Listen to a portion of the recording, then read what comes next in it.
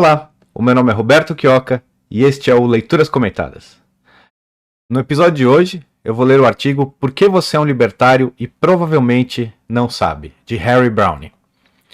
Antes de mais nada, gostaria de agradecer a todos que me escutam pelo podcast, seja pelo Spotify ou Google Podcast ou outras plataformas de podcast, a todos que me assistem pelo YouTube, pelo Rumble e principalmente aqueles que me veem pelo Odysee. O Odysee, para quem não sabe, é uma plataforma livre, concorrente do YouTube, ou seja, sem censura também, e que remunera não apenas os produtores de conteúdo, mas também os consumidores de conteúdo. Eu mesmo, antes de começar a fazer esse programa, eu era apenas um consumidor de conteúdo, como a maioria de vocês devem ser, e utilizei a plataforma por aproximadamente 2 meses. Nesse curto espaço de tempo, obtive o equivalente a $10.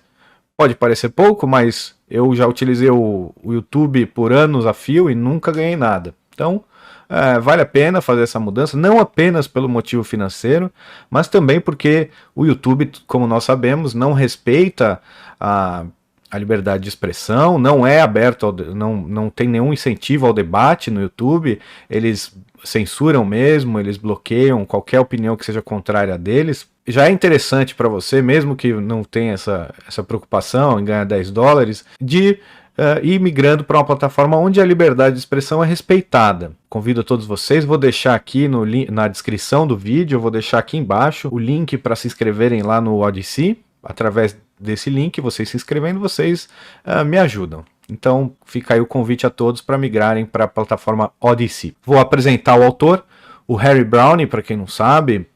Ele é o autor de diversos livros. Aqui a gente destaca no perfil dele do Instituto Rothbard o livro Por que o Governo Não Funciona, que é muito bom, mas para mim o melhor livro dele, não há em português esse livro, em inglês é How I Found Freedom in a Unfree World, que seria traduzido, seria Como eu encontrei a liberdade no mundo não livre, né? Muito interessante o livro dele. Ele, entre outras coisas, ele é um autor, né, de livros e artigos maravilhosos. Nós temos poucos artigos dele publicados, né? Aqui eu vou mostrar para quem estiver assistindo. Nós temos apenas 4 artigos dele publicados. São grandes sucessos os artigos dele, né? Porque você não é livre, um texto mais recente publicado, claro, não dele, né? Mas que nós publicamos recentemente. Harry Browne já é falecido há um bom tempo, né? A educação estatal e como ela seria um livre mercado. Um presente de Natal definitivo para minha filha. Esse é um artigo que eu gosto de postar pelo Instituto, sempre quando o Natal está se aproximando. É uma lição muito bacana, não apenas para a época de Natal, mas para todas as épocas, e não apenas para se você tem filhos ou não. Esse artigo, ele realmente abre a mente. E em breve eu vou ler, espero não esperar até o Natal para lê-lo, mas quem sabe fica aí um artigo para eu ler no Natal. E esse agora, que é o que nós vamos ler, que é o Porquê Você é um Libertário e Não Sabe. O Harry Browne, além de ser um grande autor, ele também foi um político, entre aspas, né? Ele foi o líder do Partido Libertário dos Estados Unidos e ele se candidatou a presidente dos Estados Unidos, foi candidato a presidente dos Estados Unidos por 2 ocasiões, em 96 e 2000. Então, o Harry Browne é um grande libertário e que os Estados Unidos teve a chance de ter um homem como esse de presidente e infelizmente optaram por outras pessoas aí, né? Infelizmente. Os Estados Unidos e o mundo, né, estariam bem melhores se de 96 a 2004 Harry Browne tivesse sido o presidente dos Estados Unidos. Muito diferentes, né? Então eu vou passar a leitura do artigo. Por que você é um libertário e provavelmente não sabe? Você abomina a iniciação de violência gratuita contra inocentes? Eu vou comentar esses parágrafos mesmo que curtos. O artigo é curto, né? Então eu vou me dar a esse luxo de botar mais comentários nesse texto. Então ele pergunta se você... Uma pergunta óbvia que eu quero crer que todos que estejam escutando ou vendo esse vídeo vão concordar, né? Obviamente, acredito que todos vão abominar a iniciação de violência gratuita contra inocentes. Então, respondida essa pergunta, se você responder essa pergunta de maneira positiva, se você dizer sim, claro que eu abomino a iniciação de violência gratuita contra inocentes, ou seja, de uma pessoa, você está andando na rua, você vê uma pessoa, vai lá dar um soco na cara dela do nada, a pessoa não está fazendo nada, tá na dela, tranquila, e você vai lá dar um murro na cara dela. Quero crer, né, que vocês concordam que isso é abominável. E se vocês responderem dessa maneira, parabéns, vocês são libertários. Mas eu vou continuar porque o artigo é um pouco mais comprido. Se o vizinho seu não está disposto a contribuir tanto quanto você gostaria para um projeto social, você pensaria em... E aqui projeto social é qualquer coisa. Por exemplo, você quer pintar o chão da rua com a bandeira do Brasil. Esse é um projeto comunitário, vai? E aí você passa de casa em casa pedindo para os seus vizinhos contribuírem. E aí, como funcionaria isso? O vizinho se recusa, né? Como você faria esse pedido? Você pensaria, ao pedir esse dinheiro, né? Claro, pedir essa contribuição de algum vizinho seu, você pensaria em, número 1, utilizar uma arma para obrigá-lo a contribuir. Se você responder que você pensaria nisso, você não é um libertário, você é um ladrão, né? Você não está pedindo contribuição, não está pedindo caridade de ninguém, você está obrigando o seu vizinho a dar o que ele não quer dar, então você é um bandido, né? Número 2. Contratar uma quadrilha armada que irá ameaçar sequestrá-lo ou confiscar seu dinheiro caso ele não contribua. Você seria o mandante de um crime nesse caso, o que faria de você também um criminoso. Você vai lá e você mesmo, você é um covarde ou você é um fracote, você não tem os culhões para ir você mesmo roubar o seu vizinho, então você contrata uma quadrilha ali de maus elementos para irem ali ameaçar o seu vizinho para que ele contribua com o seu projeto comunitário, o projeto que você quer para a comunidade, né? Não exatamente o projeto que o seu vizinho quer ou que a comunidade quer, é o seu projeto. Então, se você fizer isso, você é um bandido também, o chefe de bandidos, mandante de crime, é criminoso. Número 3. Utilizar o governo no lugar da quadrilha armada, caso ele não contribua.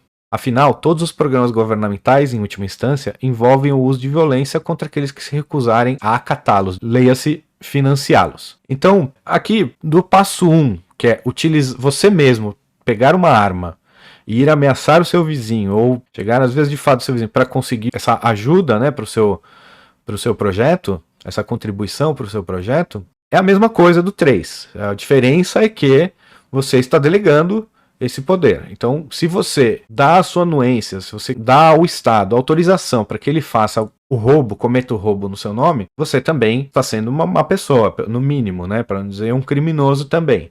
Você só é mais covarde ainda. Você está não apenas você mesmo empunhando uma arma e indo ameaçar seu vizinho, nem você mesmo contratando diretamente os mercenários para roubar o seu vizinho, mas nesse caso você está votando em alguém ou você está dando seu apoio, sua anuência para que um outro grupo disfarçado de bons moços, né, disfarçado de sociedade, de vontade da sociedade, esses mandatos que esses políticos têm, não é apenas um disfarce para essa gangue, né? Essa gangue não mudou absolutamente nada do 1 para o 3. O crime é o mesmo, é o roubo. O seu vizinho vai ser roubado. E você também. Ok? O 3 é ainda pior porque você também vai ser roubado. Antes era você roubando seu vizinho. Agora no 3 é um outro, vamos supor que você não seja do governo, mas nem o seu vizinho, é um outro terceiro e rouba todo mundo e faz o que ele quiser. Um outro projeto que não é nem o que você, nem o que seu vizinho queria. Eu acho que é até pior, mas a violência é a mesma, não muda nada. O Estado, maioria, esses conceitos são vazios, são apenas desculpas para justificar, para tentar justificar, né, o crime, e o crime do roubo. Então eu vou continuar. Se duas pessoas voluntariamente fizerem um acordo mutuamente benéfico e que não envolva agressão contra terceiros, você pensaria em... Claro, se vamos imaginar, né, duas pessoas voluntárias, o seu vizinho e o seu outro vizinho. Os dois vizinhos, eles se encontram e falam, olha, eu tenho café aqui em casa e eu sei que você planta, vamos falar, margaridas na sua casa, né? Então, eu queria muito umas margaridas para dar de presente para minha esposa.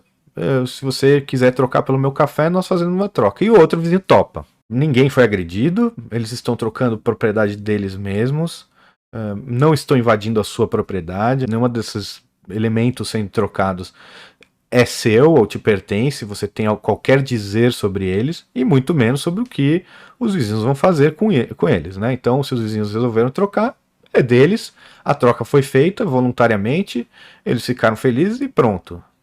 E aí, o que você pensaria em fazer nesse caso? Você pensaria em utilizar uma arma para impedi-los? Novamente, é você mesmo com...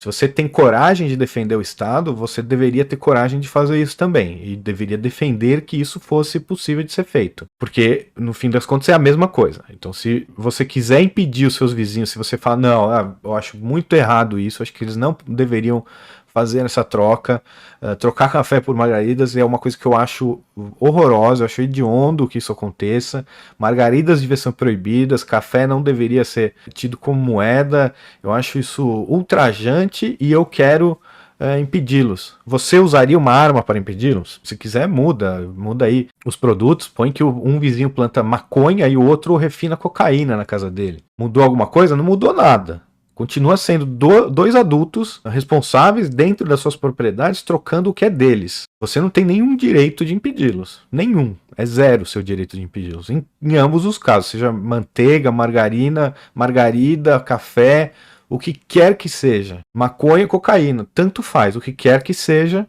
você não tem o direito de impedi-los. Mas você teria coragem, se você acha tão ultrajante assim que uma pessoa comercialize o que quer que seja... Você teria coragem de pegar uma arma para impedi-los? Claro, eu estou falando de adultos. Adultos capazes, responsáveis. E é sempre importante a gente colocar, porque crianças são incapazes, né? Menores são incapazes. Não igualmente, obviamente, né?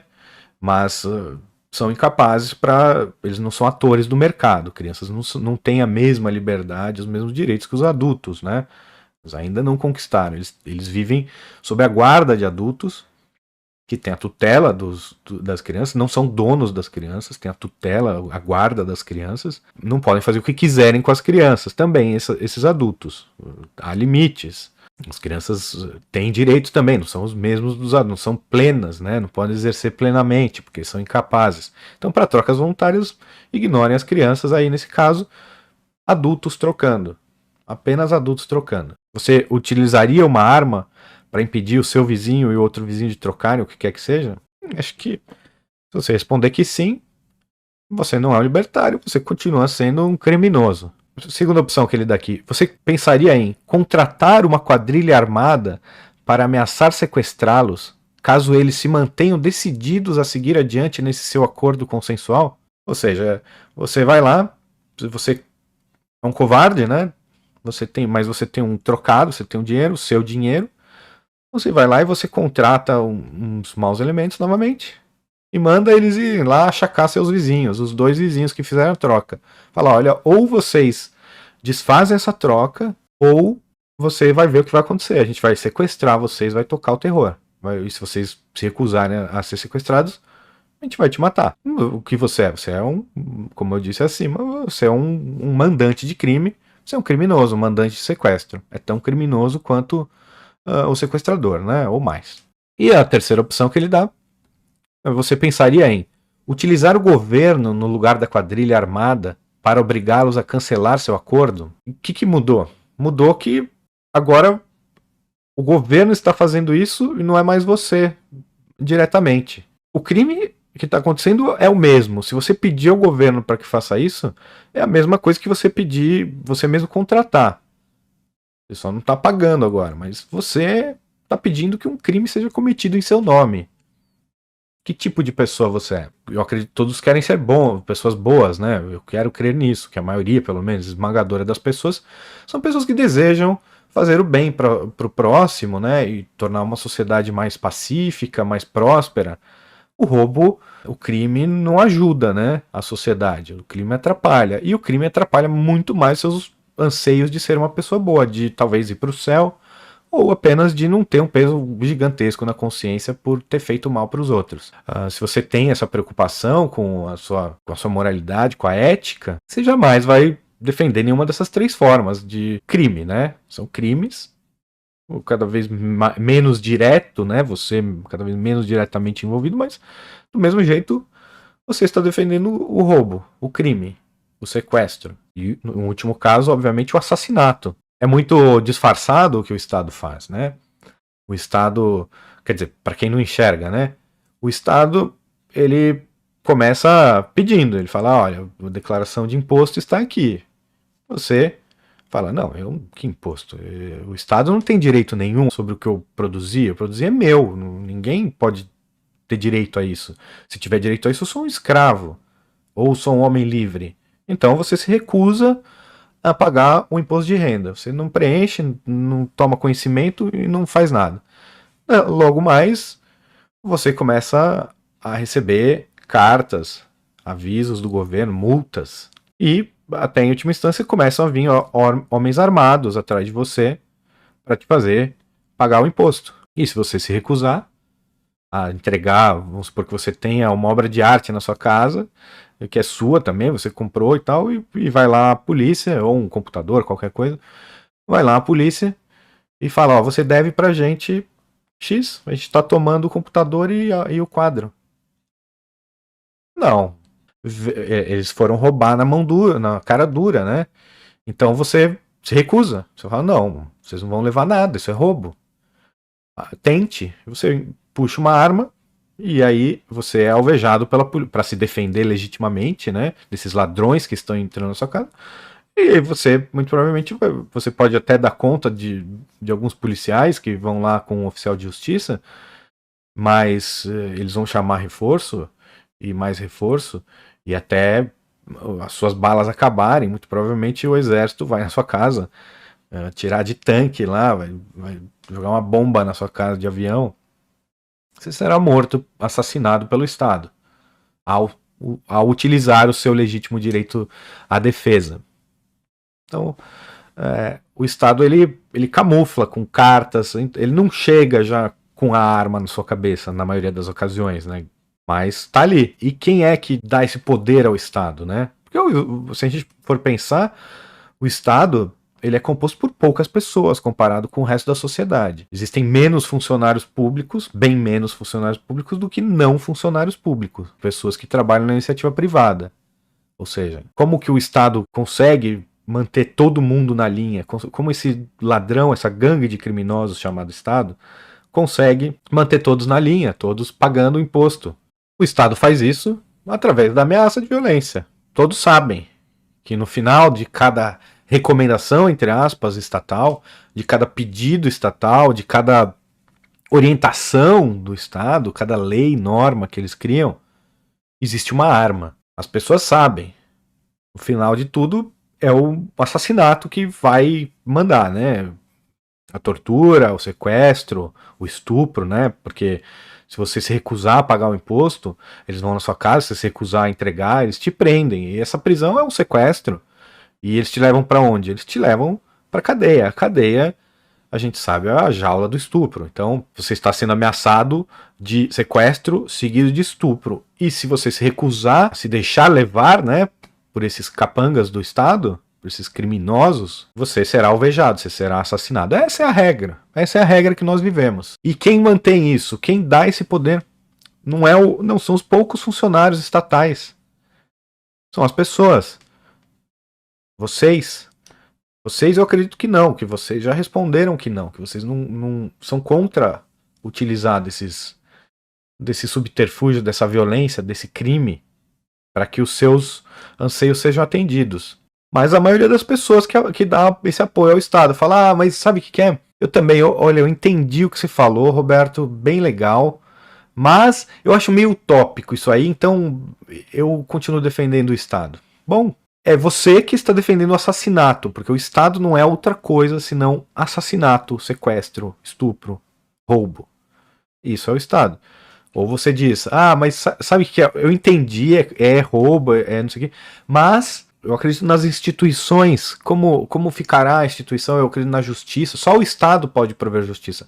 Olha, se você já admitiu que o Estado é o crime, ele é o assassinato, ele é roubo, sequestro, estupro, já admitiu, já foi admitido, e você acha que o Estado pode, de alguma maneira, fazer justiça, você está bastante equivocado. Como o Estado que vive do crime pode fazer justiça. Não, o Estado impede a justiça. A justiça seria que nós, na sociedade, cada indivíduo, se defendesse de qualquer criminoso que tentasse lhe tomar as propriedades. Ou a liberdade. Ou seja, hoje, nesses tempos de pandemia, a justiça que poderia ser feita seria que a pessoa que quer trabalhar fosse trabalhar. E ao ser achacado por um fiscal ou por um policial, essa pessoa se defendesse. Falasse, não, eu vou trabalhar, você não tente me impedir, eu não estou fazendo nada de errado, eu vou trabalhar. E o policial armado vai falar, então eu vou te levar para a delegacia. Não, não vai, porque eu estou indo trabalhar, não vou para delegacia nenhuma. E aí você deveria ter esse poder de se defender, de atirar, como se fosse um ladrão. O ladrão vem e te pede a bolsa. A bolsa ou a vida? Não, nenhum nem outro, a tua vida, pumba, e tiro na cabeça. Isso é justiça, isso é justo. Injusto é você utilizar da violência, do crime, do roubo, para colocar os seus anseios em prática.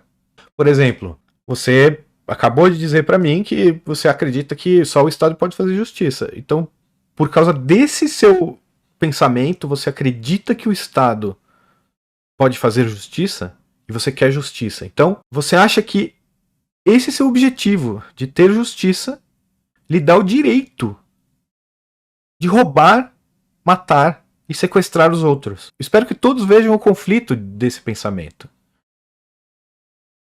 Como pode uma pessoa querer justiça ao mesmo tempo que defende uma instituição tão injusta, que vive da injustiça, vive do crime? Querer segurança, sendo que o Estado é o maior violador da segurança e da liberdade e propriedade dos indivíduos. Mundo afora, não estou falando apenas de Brasil aqui. Isso é mundo afora.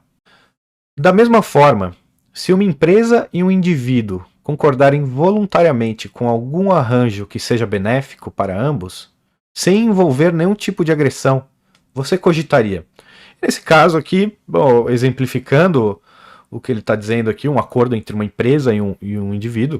Imagine você, desempregado, miserável, precisando trabalhar para comprar o básico do básico. Desempregado, o desemprego é a miséria, o desemprego é falta de acesso a recursos, né? Você não tem como, da onde tirar dinheiro ou bens para trocar pelo que você precisa, para subsistir. Desemprego é terrível. E você vê ali uma opção, uma oportunidade de, vamos supor que o salário mínimo é R$15 por hora, e você topa fazer por 12, 10 que seja, tanto faz. E tem uma empresa ali contratando, olha, recontratamos pessoas com baixa qualificação para fazer trabalho simples, né? E pagamos R$10 a hora. O salário mínimo é 15, lembrem. O salário que vocês imaginam que seja o digno, né? Eu acho que não tem nada mais indigno do que o desemprego, do que a miséria. O trabalho dignifica, enobrece o homem, seja ele qual for. Obviamente, claro, desde que não seja algo antiético. Aí não é trabalho, é crime. Por exemplo, um policial que trabalha para o Estado e esse trabalho do policial é achacar trabalhadores na rua, bater em senhoras que estão na praça, ou algemar mulheres que estão correndo na praia, ou assassinar comerciantes. Isso não é um trabalho, isso é um crime, isso é uma gangue de criminosos. Aquilo lá não é nem emprego, não é nada, aquilo é simplesmente criminosos. Mas a maioria das pessoas trabalha, graças a Deus, em trabalhos legítimos, né? E não violam a propriedade dos outros. Mas no caso, o sujeito quer trabalhar por menos do que o salário mínimo, ou do que você acha que deveria ser o mínimo. E você cogitaria utilizar uma arma para impedir? Ou seja, você vai lá na empresa do cara e fala, olha, acabou, nananina não, você não vai trabalhar. E você não vai ter o trabalho desse cara. Por quê? Eu quero pagar R$10 pelo trabalho. Eu acho que o trabalho até vale menos, porque ele vai só fazer um negócio que para mim não vai render nada. Eu estou ajudando ele, estou dando R$10 por hora para ele, vamos supor, pintar um negócio de amarelo que demoraria 2 horas para uma pessoa qualificada, e ele vai levar 3 meses para fazer. E o outro diz, não, pelo amor de Deus, eu preciso desse dinheiro. Deixa eu trabalhar, por favor. E você com a arma ali falando, não, quem manda aqui sou eu, e vocês não vão fazer esse arranjo. Você faria isso? Se fizer, eu sinto muito, você não é um libertário, mas eu acredito que você respondeu que não, né? Que você não teria coragem de fazer isso. Você é uma pessoa boa. Você não vai impedir dois adultos de fazerem um negócio. Mas você cogitaria, seguindo a leitura, contratar uma quadrilha armada para ameaçar sequestrá-los, caso eles se mantenham decididos a seguir adiante nesse seu acordo consensual? Eu acho que pagar abaixo do salário mínimo não chega a dar cadeia no Brasil, não sei exatamente. Mas pode ser que dê, claro, porque, como eu disse, é uma multa, se continuar, outra multa, e aí sanções, processos que você perde, então você perde um processo na justiça, e eles vêm te tomar bem, se você se recusar de tomar esse bem, deixar roubarem esse bem, você vai preso. E se recusar a ser preso, você vai ser morto. Então você está defendendo o assassinato do mesmo jeito. Todas as leis e ordens do Estado acabam em assassinato. É o assassinato que faz com que as pessoas cumpram as ordens do Estado. Nós vivemos em guerra contra o Estado. Uma guerra declarada. A única diferença é que nós não vemos corpos na rua, o exército metralhando e bombardeando todos nós, é porque nós estamos rendidos. Somos prisioneiros de guerra, escravos, né? Fomos conquistados, nem tentamos nos defender. Então, por isso, o Estado reina, né? Uma certa paz. Para eles, né? Porque pra gente, nós somos violentados todos os dias. A nós, cabe obedecer. E ao Estado mandar. Essa é a relação que nós temos com o Estado. Relação de escravos, senhor, ou sequestrador e sequestrado. Então eu acho que você não cogitaria contratar uma quadrilha armada, mas você cogitaria utilizar o governo no lugar da quadrilha armada para obrigá-los a cancelar seu acordo? Espero que não. Espero que você responda que não, porque não muda nada. Eles estão fazendo um contrato entre eles, você não tem absolutamente nada a ver com o contrato, aquilo lá nem te prejudica. Você pode achar que te prejudica ou não, mas não está interferindo com a sua propriedade. Não está invadindo a propriedade de ninguém. Esses dois adultos não estão iniciando agressão contra ninguém. Não estão batendo em ninguém, ameaçando em ninguém, envolvendo nenhum terceiro nesse acordo. Eles estão livremente firmando um acordo, sendo adultos livres. E você teria coragem de mandar o governo, capangas, ou você mesmo ir lá e proibi-los de fazer isso? Você se torna um criminoso, sob todos os pontos de vista. Porque a magia do Estado, o Estado não é mágico, não é uma magia. Ele não transforma o involuntário em voluntário, ou vice-versa. Ele não transforma o ilegítimo em legítimo, o certo em errado. O Estado não tem essa capacidade, apesar de tentar, de fingir. Então as pessoas acham realmente que, por exemplo, decretar prisão domiciliar generalizada, decretar a falência e o desemprego generalizados, seguido de fome, seguido de desespero, de depressão e de muito mais mortes, pessoas acham que é justo, o governo pode sim fazer isso, se for pelo que eu penso, pelo que eu quero. Eu quero, eu estou com medo de alguma coisa, então o governo pode fazer tudo. Não é assim.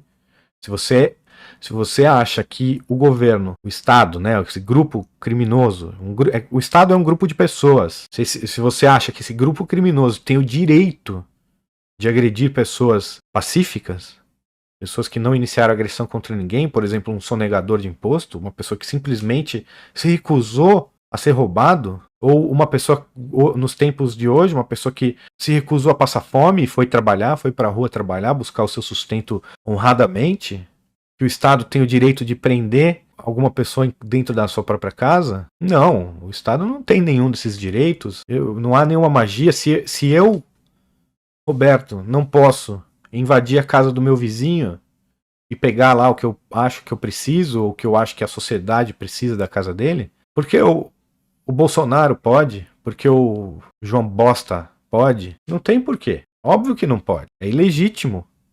É um crime. O Estado não transforma isso, nada disso, incorreto, algo correto, algo ético, justo. Não, o Estado finge. Ele escreve num pedaço de papel o que ele quiser, ele interpreta o que está escrito naquele pedaço de papel do jeito que ele quiser, do jeito que ele for mais conveniente, e faz o que quer. O que é justo não é o que o Estado decide que é justo. O Estado sempre vai decidir que é justo o que ele precisar que seja feito. O que ele quiser fazer, aquilo é justo. Você vê o consórcio aí, como são amigos, né, os poderes. O prefeito, o governador decretam prisão domiciliar, decretam fechamento de cultos religiosos, mas está escrito no papelzinho ali que eles escreveram e que eles justificam todas as barbaridades que eles fazem. Está escrito ali que é proibido. O Estado não deve proibir cultos religiosos, missas, mas se for da vontade, né, dos poderosos, sim, por que não? E o Supremo Tribunal Federal vai dar ganho para quem eles quiserem. Se o Bolsonaro fosse mais amigo deles, não estaríamos numa ditadura agora. Pelo menos não desse nível, né? Ditadura nós vivemos há muito tempo, mas não desse nível. Mas para o Bolsonaro estar do lado desses bandidos do Supremo, ele precisaria estar envolvido em muita corrupção.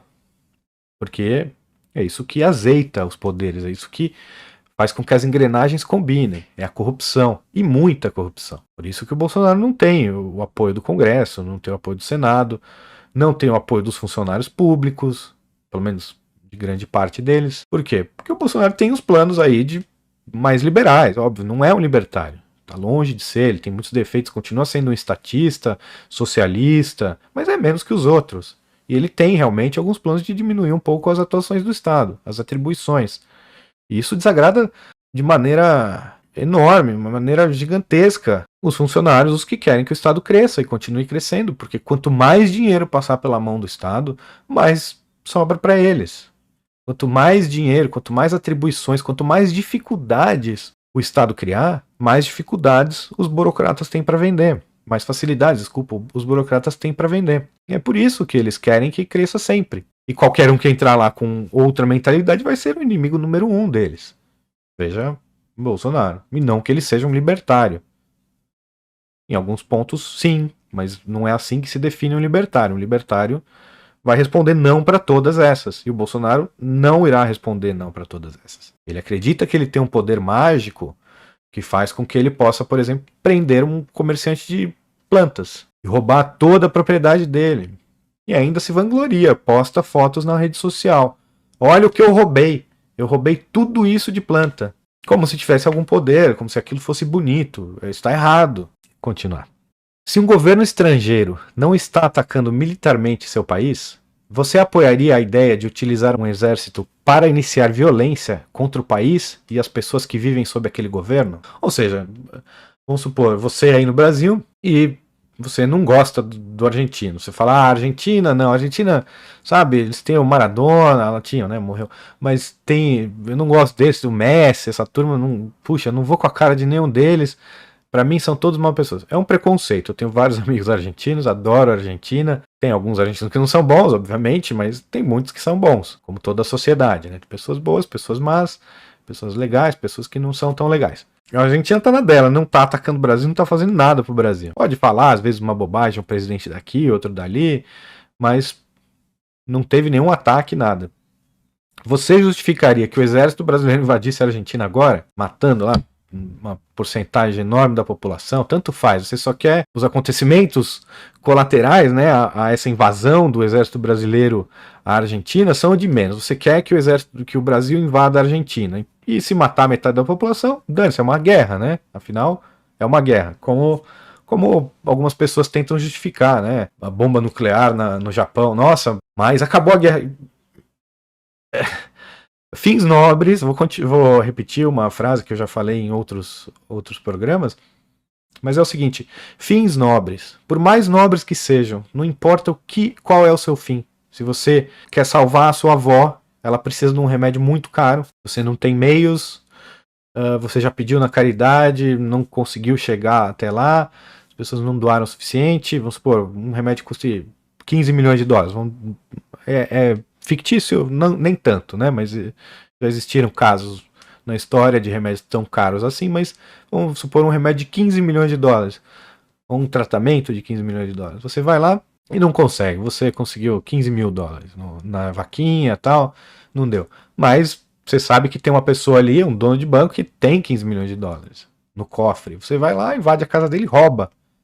Mata todo mundo da família dele para fazer isso. Ou não, ou só roubou. Não importa. Então você tem um fim nobre, salvar sua avó, maravilhoso. Espero que você se empenhe nesse fim. Dificilmente você vai conseguir os 15 milhões de dólares. A gente tem também que jogar com a realidade sempre, né? E saber que nem tudo está acessível o tempo todo pra gente. Mas você vai, eu acredito que você vai usar os meios legítimos, os meios que não são criminosos para atingir esse fim, né? Então você não vai você mesmo lá roubar o seu vizinho ou o banqueiro nos dias de hoje talvez, mas vamos supor você descobre que o seu vizinho que não é banqueiro, ele tem mais de 15 milhões em Bitcoin, por exemplo. E aí você vai ter que tocar o terror nele para ele te dar a senha dele, né? Você faria isso? Só você mesmo? Você contrataria um grupo de marginais para fazer isso? Ou você pediria pro Bolsonaro, ou pro Lula, ou pro João Bosta fazer isso? Acredito que não, né? Você sabe que os meios importam. Então, fins nobres não justificam o uso de meios hediondos. Essa frase ela é maldita muitas vezes, porque muitas pessoas usam ela como os fins não justificam os meios. Apenas os fins justificam o uso de meios. Você só vai usar um meio quando você tiver um fim. Mas o que nós libertários dizemos é que fins nobres, e todas as pessoas morais e éticas, né, devem dizer, é que fins nobres não justificam o uso de meios hediondos. Então você não pode usar o assassinato, o roubo, o sequestro, o estupro, para nenhum fim. Nem nobre, nem não nobre.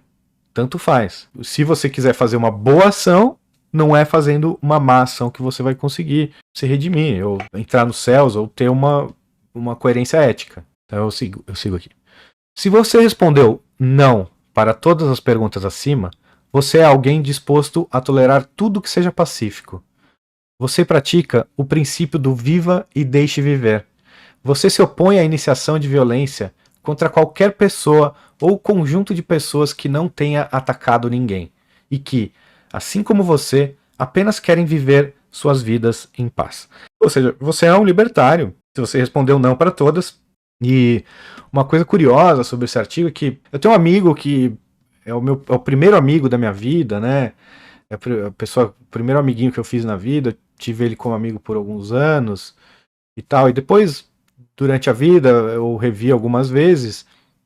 Mas aí, até ele aparecer nas redes sociais e tal, e começar a ter um mínimo, né, contato comigo, tal, não sei o quê. E aí ele retweetou esse artigo certa vez, né?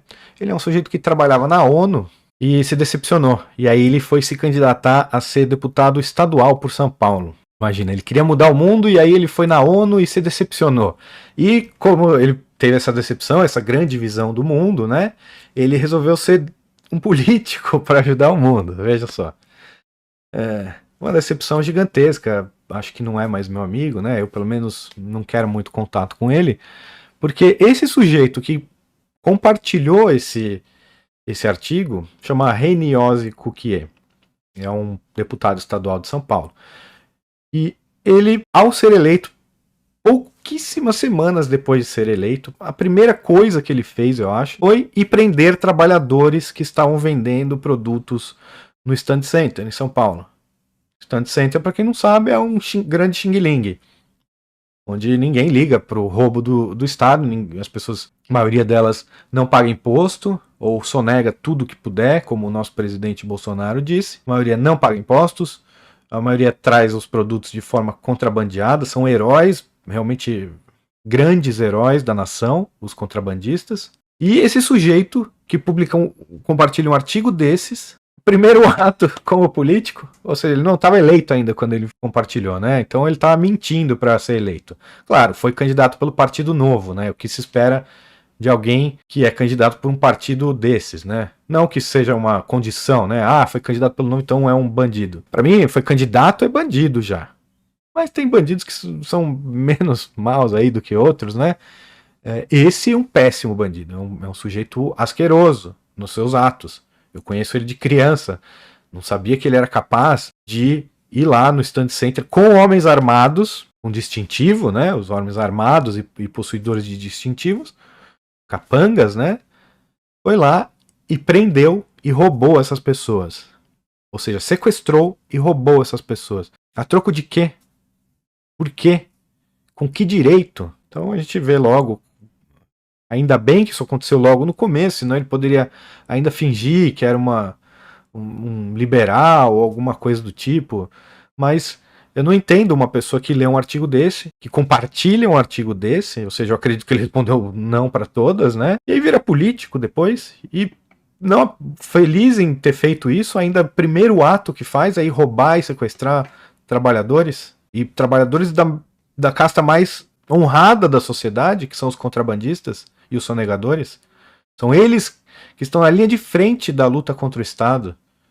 Eles são os agoristas, mesmo que não entendam isso, mesmo que estejam fazendo isso apenas para obter um lucro um pouco maior, eles involuntariamente são heróis da nação, sem saber o bem que eles fazem ao combater o Estado, ao deixar de mandar recursos para o Estado. Se todos fizessem isso, esse sujeito que eu acabei de falar, ele não teria coragem, ele nunca teria coragem de ir no mão a mão, de ele armado enfrentar pessoas armadas. Nunca.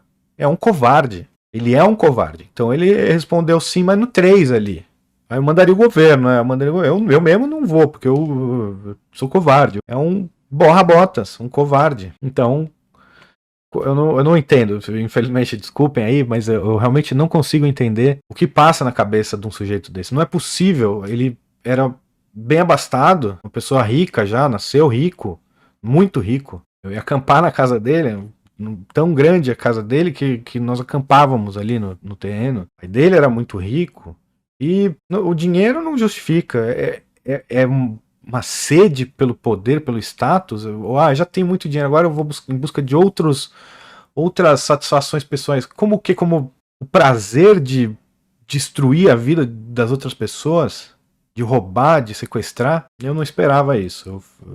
Uma decepção na minha vida aí. Eu fiquei bem triste mesmo com esses casos aí, com esse sujeito aí. Era meu amigo, a primeira pessoa que eu conheci na vida, nesse mundo. Eu gostava muito dele, dos irmãos, dos pais, mas não dá, gente. Ele se tornou um bandido. Não se tornem bandidos, por favor.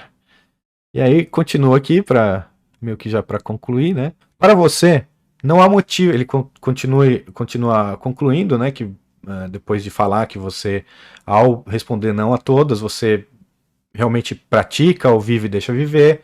Você se opõe à iniciação de violência contra pessoas pacíficas, ou seja, pessoas que não atacaram outras, né, nem as suas propriedades, e que você quer apenas viver a sua vida da melhor maneira possível. Claro, em sociedade, com outras pessoas à sua volta e colaborando, contribuindo uns com os outros. Mas nenhum grupo ou pessoa roubando as outras, ou mandando nas outras, ou obrigando as outras a fazerem coisas que vocês querem que elas façam, ou roubando o seu vizinho, ou os outros, sequestrando. Você não quer isso, você só quer viver a sua vida. Você pode até achar horroroso o que umas pessoas fazem, você pode achar o consumo de drogas uma coisa hedionda, mas não é um crime. A pessoa está fazendo mal para ela própria. Claro, ela envolve a família também, eu sei tudo isso. A pessoa toma drogas, a família fica em depressão, é um horror. Mas não envolve outras pessoas. A pessoa com ela mesma consumindo uma substância que você não gosta e ficando num estado que você acha deplorável. E eu também, mas eu não tenho nenhum direito de espancar aquela pessoa, de matar aquela pessoa porque ela está fazendo aquilo. Então eu sigo. Para você, não há motivos para se agredir inocentes, apenas pelo fato de eles não estarem dispostos a obedecer a alguma grande ideia sua ou de terceiros. E não importa a grande ideia que seja. Agora vamos fechar o país porque tem uma gripe acontecendo. É uma grande ideia, né? Porém, você não tem esse direito. Essa é uma medida que jamais poderia ser tomada, porque você não tem o direito de fechar o seu vizinho dentro da casa dele. Você não tem o direito de obrigar o seu vizinho a tomar uma vacina. Você não tem o direito de proibir o seu vizinho de fazer um tratamento precoce. Cada um é responsável pela sua vida, pela sua propriedade, pelo seu corpo. Então, não importa quão boa seja a sua grande ideia, mesmo que seja realmente uma ideia que vai melhorar, que na sua cabeça você tenha completamente seguro de que vai melhorar a vida do outro, por exemplo, proibir o outro de tomar drogas, você fala, não, eu tenho certeza, poxa, imagina, o cara tá cheirando 1 quilo de cocaína por dia, eu tenho o direito de bater nele.